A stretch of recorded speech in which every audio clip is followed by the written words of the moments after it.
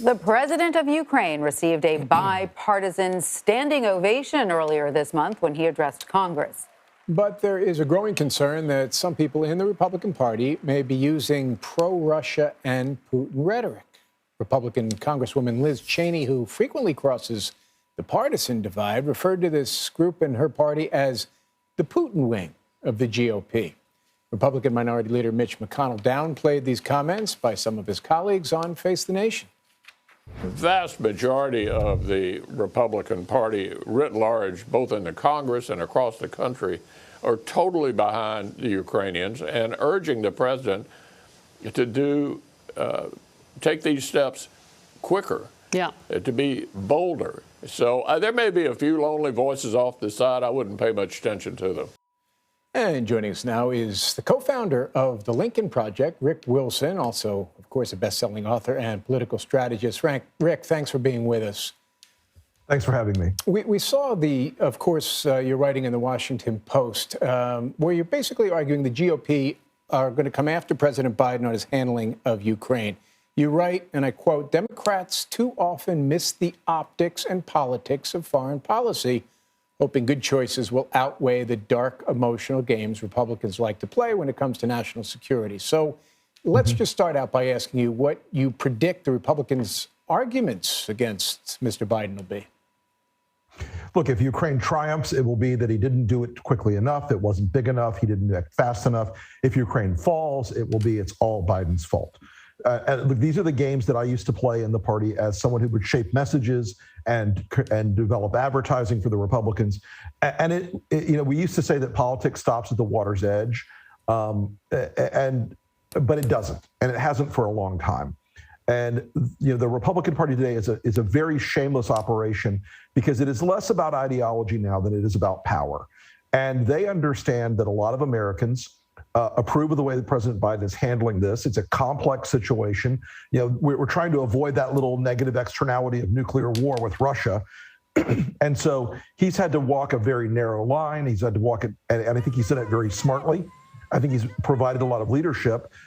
As Europe has taken up its burden in this for the first time in a long time, and as Biden has strongly supported NATO, which a lot of Republicans backed Donald Trump during the Trump administration of withdrawing from or killing off NATO, which was Vladimir Putin's highest political goal for a long time. But Biden needs to understand that there will be a contemporary and a retrospective attempt to diminish the victory that will hopefully be achieved in Ukraine, and it will try to turn any negative outcomes in Ukraine against Biden, no matter what the reality on the ground is. And Rick, you also write, quote, "A not so secret faction of the GOP is rooting for the bad guys in this one. Many Republican base voters are dictator curious." So, Rick, those are almost fighting words. Are you saying that a portion of the Republican Party is susceptible to a strongman, a nationalistic leader, even someone who's quasi-fascist? Have you met Donald Trump? I mean, they loved that idea that Trump was going to break all the rules, that he was going to exercise power without adherence to small d, democratic norms and principles. And there are a lot of Republicans, and it's a meaningful fraction, much larger than Senator McConnell believes, who believe that Vladimir Putin is the savior of white, straight Christian nationalism. You have a lot of Republicans who believe that Putin is anti-LGBT, and that is an appealing characteristic. They believe he is anti-immigration. That is an appealing characteristic to many of them. And again, there is a strain inside today's Republican Party that wants the man on the horse, that wants the strong man, that wants and again, the phrase dictator curious is one that I didn't use lightly. They don't really care about the principles of democracy and of an American republic. They want power executed for its own ends. They want to see, as with Trump, they loved executive orders. They loved executive action. They loved not having to deal with Congress. They wanted Trump to exercise raw power. They're seeing Putin do the same thing, and they believe that he is a part of a global movement against the elites, against George Soros, against Klaus Schwab, against this sort of global modernism that they loathe. And so there are Republicans who are rooting for Vladimir Putin to win in Ukraine. And they're not a small group. And one of the most vocal of them, of course, is one of the most powerful figures in the GOP, and that's Tucker Carlson.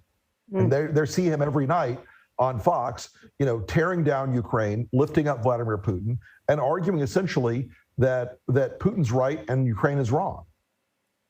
So I suppose, Rick, it's one thing to criticize President Biden, but I imagine any honest conversation revolves around offering a slate of alternatives when it comes to either strategy, tactics, or policy. Right.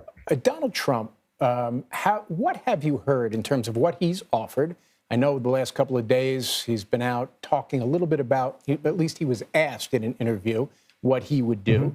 So what is actually being offered up that would speak to not just the criticism of President Biden, but what does Donald Trump say? How'd he handle Ukraine? Well, of course, Trump's got a fantasy version of what he would do. And he's like, I'm the smartest, I'm the strongest. Putin would have bowed to me. What we saw, though, in 4 years of Donald Trump in office, and a year before that in the campaign, was that Donald Trump was starstruck by Putin, that he was a fanboy of Putin, that he treated Vladimir Putin with respect, and he treated our European allies with contempt. He treated Putin as a genius. I mean, let's not forget, the night of the war, the Ukraine-Russia conflict, Donald Trump said that Vladimir Putin was savvy, that it was a genius move, that he got an entire country for $2 in sanctions. So the reality of what Trump would do is he would roll over. He would have immediately said, nothing I can do about it. Sorry, Vladimir Putin's my friend. I respect him. He likes me, therefore I like him. And he would have set Ukraine on fire. And let's remember, Donald Trump cut off the shipment of weapons that Ukraine needed to defend itself because Ukraine refused to engage in a phony conspiracy where they would have investigated Joe Biden over a series of ludicrous accusations that Trump's conspiracy folks wanted to push out there.